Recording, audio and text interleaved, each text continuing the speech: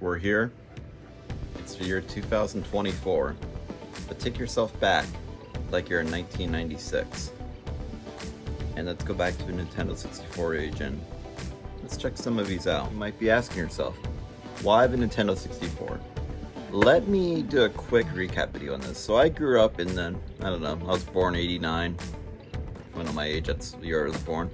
And I grew up primarily in the 90s. I mean, that's when I was a child, I was a kid growing up in the 90s, and this little guy came out in 96, not the game, but the N64 itself, and I fell in love with the system. We bought it at launch right away.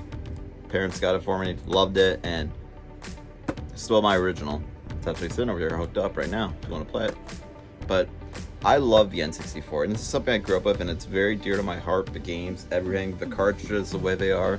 Got Rat Attack right there, but I mean, these are just, I love the N64, and I know it gets a lot of hate a lot of the time because the games aren't the greatest. I mean, you got a lot of odd stuff. I mean, there is a lot of stinkers on the system, like a lot of sports and so on, but there is a lot of hidden gems as well that a lot of people don't really know about. I mean, you got Killer Instinct Gold here. This was actually, I think, a launch title, or near launch when the system first came out. I mean, you got racing games, you got F1 World Grand Prix and so on. Quest 64, everyone knows that game, that's infamous. But I mean, it goes on and on. More Racing 1, World Driver Championship, Cruising Exotica. And here's one of my hidden gems I want to go over real quick. Chameleon Twist. You may not know much about this game, but it's very unique in the way that you're basically a chameleon who's also like an alien type hybrid thing. And it's like a platformer. And I love this game. The second one's even better. I have the second one down here loose, and this is probably by far one of my favorite N64 games, and if you ever have a chance to play this, please check it out or check out videos of gameplay and so on. Awesome game. Can't say enough about that. And like there's a lot of like odd titles too, like you have Harvest Moon 64, which cool game, and it leads me in my next thing here. So I have a lot of these boxed. Kirby 64 and so on. Got them all behind me here. I'm up to about 70 games total. The N64 game library is about 296, I believe, US and TSC. So, it leaves me with a question. Should I go for a complete collection? That rhymes.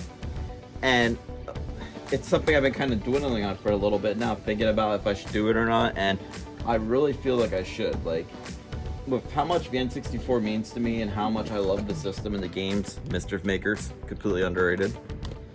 Like, I feel like now's the time to start collecting. The prices have come down a little. I mean, they're still high. N64 is gonna, I think, stay the way it is, like how NES has. It's come down a little, but still nothing too extreme. And I tried going for a complete collection a couple years back, and I kind of dwizzled out on it, but it was a loose one at the time, loose collection. I feel like the boxes, to me, like, I'm going for a box complete collection, I think.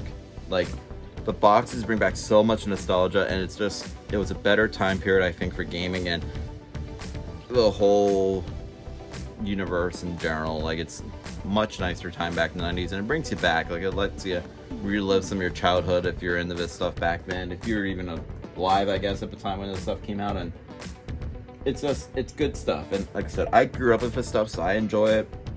I love it, and I think I'm gonna go for a complete in-box collection. And it's not cheap. I've been kind of chipping on certain ones here and there and getting them and going along in the pattern, but it's going to take a little bit. But I'm going to kind of make progress videos on this. Like I said, right now I'm at about 70 games.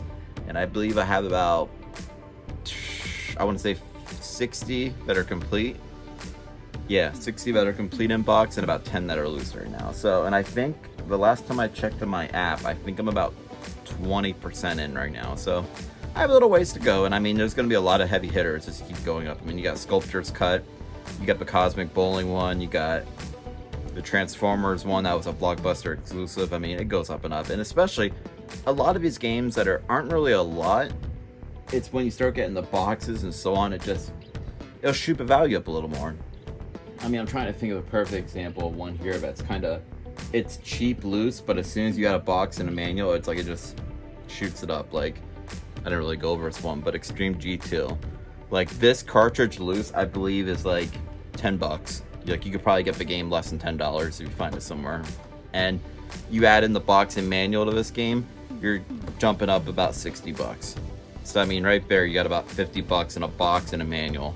And I know I say it says cardboard sometimes, but a lot of this is just, it's hard to find the stuff in good condition anymore. And that's what I think is driving up a lot of these prices is, as time goes on, less and less people are keeping this stuff in good condition, and it's going to be harder to find solid ones. I mean, I've been finding stuff, it's just a lot of the time you find is like, I mean, it's hard to find a perfect box. Some are going to have creases, some are going to not look the best, but I mean, I will say though, they look better in these protector cases. So in the protector cases, you could have a pretty beat up box and it will kind of make it look a little more presentable, especially sitting on a shelf or however you want to display it. So cool stuff. That's about it for my rant today about N64. Leave in the comments what you think about this. Do you have a complete collection? Are you going for a complete collection? Are you going for a cartridge collection?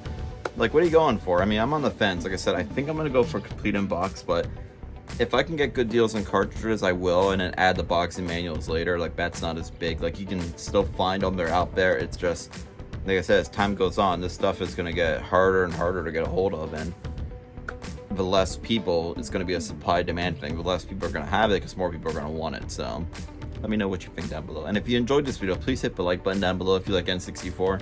And if you enjoyed listening to me rant, whatever. I haven't been on in a little while. Haven't made any videos. It's been a little bit. Pablo's right here underneath me. He's tired. He's sleeping. It's hot here in Pennsylvania. So hope you're staying safe. You're staying cool. Make sure you're staying hydrated. Drink that water, Gatorade, whatever you want to drink. Whatever hydrates you the best. Sprite? I don't know. Anything. But until next time, Cowabunga.